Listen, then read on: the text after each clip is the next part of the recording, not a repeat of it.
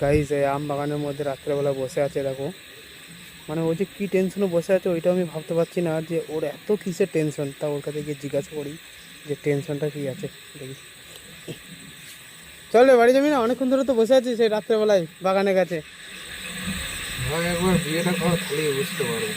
হ্যাঁ, বিয়েটা করে তো মানুষের সুখে থাকে, তোর এমন কি অসুখ যে তুই এইখানে আছিস বাগানের মধ্যে রাত্রেবেলায়?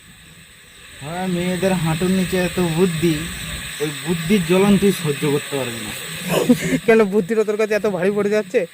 বিয়েটা একবার কর ভাই, খালি বুঝতে পারবি, তারপরে তুই আমাকে এসে বলবি।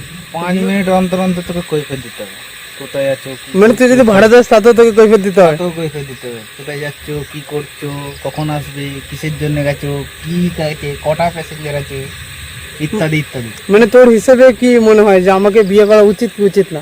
বিয়ে করিস না ভাই, সিঙ্গেল আছিস, ভালো আছিস, সিঙ্গেল জিন্দাবাদ। মানে বিয়ে করা ত্যাগ করে দেবো?